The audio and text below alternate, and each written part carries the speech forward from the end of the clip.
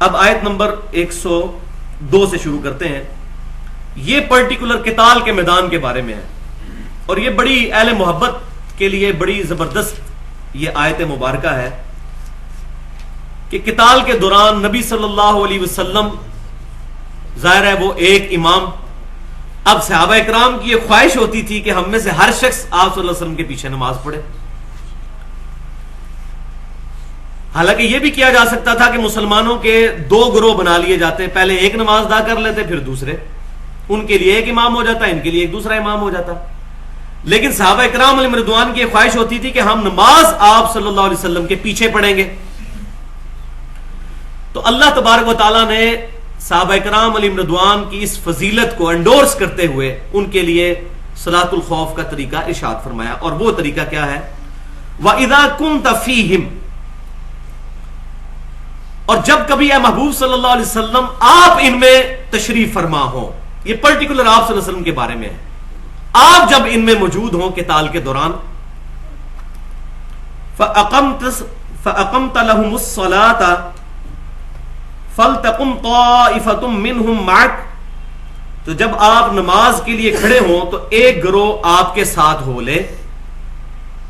فَلْيَأْخُذُوا أَسْلِحَتَهُمْ، اور وہ اپنے اسلحے کو بھی اپنے ساتھ رکھے، یعنی نماز کے دوران بھی اپنا اسلحہ اپنے ساتھ رکھے، سوائے یہ کہ کوئی بیمار ہو یا کوئی اور معاملہ ہو وہ آگے آ جائے گا. فَإِذَا سَجَدُوا، پس جب وہ سجدہ کر چکے یعنی ایک رکعت پڑھ چکے، فَلْيَكُونُوا مِنْ وَرَائِكُمْ، تو وہ پڑھ کر ہو جائیں تمہارے پیچھے. وَلْتَأْتِ طَائِفَةٌ أُخْرَى لَمْ يُصَلُّوا، اور پھر دوسرا گروہ آ جائے جس نے نماز نہیں پڑھی. اس کو آپ سمجھ لیں یہ کیا ہے. صحیح بخاری اور مسلم کے اندر تفصیل کے ساتھ موجود ہے. ہوتا یہ تھا کہ آپ صلی اللہ علیہ وسلم جب ان میں موجود ہیں قتال کے دوران اور نماز کا وقت آ گیا تو صحابہ اکرام دو حصوں میں بٹ جاتے تھے. آپ صلی اللہ علیہ وسلم نے ظاہر ہے صلاۃ الخوف قصری پڑھانی ہوتی تھی، 2 فرض. تو آپ صلی اللہ علیہ وسلم نماز کی نیت کرتے تھے، ایک گروہ آپ صلی اللہ علیہ وسلم کے پیچھے نماز کی نیت کرتا تھا. جب ایک رکعت مکمل ہو جاتی تو آپ صلی اللہ علیہ وسلم دوسری رکعت میں کھڑے ہو جاتے اور دوسری رکعت میں کھڑے رہتے، یہاں تک کہ جو پیچھے والے تھے وہ اپنی دوسری رکعت پڑھنے کے بعد سلام پھیر لیتے. پھر وہ ان لوگوں کی جگہ پر چلے جاتے جو اس دوران پہرا دے رہے ہوتے تھے، اور وہ لوگ آ کر پھر نبی صلی اللہ علیہ وسلم کے پیچھے آ کے کھڑے ہو جاتے. آپ صلی اللہ علیہ وسلم کی دوسری رکعت ہوتی کیونکہ آپ اتنی دیر کھڑے رہتے، اور ان کی پہلی رکعت ہوتی. پھر آپ صلی اللہ علیہ وسلم ان کو بھی ایک رکعت پڑھاتے، اور پھر آپ صلی اللہ علیہ وسلم اتحیات بیٹھ جاتے تشہد میں. لیکن اب جو پیچھے آگے کھڑے ہوئے ہیں ان کی تو ایک رکعت ہوئی ہے، تو آپ صلی اللہ علیہ وسلم تشہد میں بیٹھے رہتے یہاں تک کہ وہ پیچھے والے اپنی دوسری رکعت بھی خود سے مکمل کر لیتے، اور پھر آپ صلی اللہ علیہ وسلم ان کے ساتھ ہی سلام پھیرا کرتے تھے. یہ طریقہ ہوتا تھا. یہ محبت کے نظارے ہیں جناب، کہ نبی صلی اللہ علیہ وسلم کے پیچھے نماز پڑھنے کی فضیلت کو حاصل کرنا. وَإِذَا كُنْتَ فِيهِمْ، اور اے محبوب جب تم ان میں تشریف فرما ہو. یہ اس وقت کے لیے پرٹیکولر. تو جس نے گروہ نے نماز نہیں پڑھی، فَلْيُصَلُّوا مَعَكَ فَلْيَأْخُذُوا حِذْرَهُمْ وَأَسْلِحَتَهُمْ، پس اب وہ بھی نماز پڑھیں آپ صلی اللہ علیہ وسلم کے ساتھ، لیکن اپنے ساتھ بچاؤ کا سامان اور ہتھیار بھی رکھیں. وَدَّ الَّذِينَ كَفَرُوا لَوْ تَغْفُلُونَ عَنْ أَسْلِحَتِكُمْ وَأَمْتِعَتِكُمْ فَيَمِيلُونَ عَلَيْكُمْ مَيْلَةً وَاحِدَةً. یہ ہے وہ بات کہ کافر تو یہ چاہتے ہیں کہ اگر تم غافل ہو جاؤ اپنے اسلحے اور اپنے ساز و سامان سے تو وہ یک بار ہی تم پر ٹوٹ پڑے.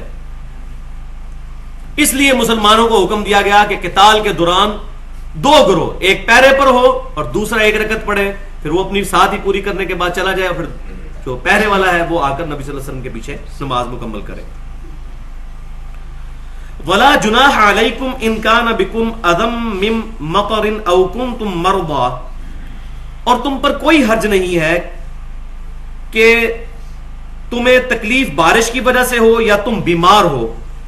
ان تضعوا اسلحتکم، تو تم اپنے ہتھیار اٹھا کر سائڈ پہ رکھ سکتے ہو، بارش کے دوران بھی اور تکلیف کے دوران بھی. ظاہر ہے کہ اس وقت انسان کو مشقت اٹھانی پڑتی ہے کہ اگر وہ نماز کے دوران ہتھیار بھی اپنے ساتھ رکھے ہوئے ہو. لیکن بات یاد رکھو وَخُذُوا حِذْرَكُمْ، لیکن تم دشمن کی نقل و حرکت کے معاملے میں ہوشیار رہو. ان اللہ اعد للکافرین عذابا مہینا، بے شک اللہ تبارک و تعالی نے کافروں کے لیے رسوا کر دینے والا عذاب تیار کر رکھا ہے. فَإِذَا قَضَيْتُمُ الصَّلَاةَ فَاذْكُرُوا اللَّهَ قِيَامًا وَقُعُودًا وَعَلَى جُنُوبِكُمْ، جب تو نماز ادا کر چکو تو پھر اللہ کا ذکر کرو، کھڑے ہوئے بھی، بیٹھے ہوئے بھی، اور اپنے پہلوؤں پر. یعنی نماز جو ہے یہ پروٹوکول والا ذکر ہے، اس کے لیے طہارت کا بھی اہتمام ہے، وضو کا بھی اہتمام ہے، استقبال قبلہ کا بھی اہتمام ہے. لیکن عام جو اذکار ہیں، صبح شام کے اذکار، سنت دعائیں، اٹھتے بیٹھتے اللہ کو یاد کرنا، وہ تو صحیح مسلم میں یہاں تک موجود ہے. اب عائشہ رضی اللہ تعالیٰ عنہا سے کسی نے پوچھا جنابت کا چیپٹر صحیح مسلم پڑھ لیجئے کہ کیا نبی صلی اللہ علیہ وسلم حالت جنابت میں بھی اللہ کا ذکر کرتے تھے؟ تو عائشہ نے فرمایا رضی اللہ تعالیٰ عنہا کہ نبی صلی اللہ علیہ وسلم ہر حال میں اپنے رب کو یاد کیا کرتے تھے.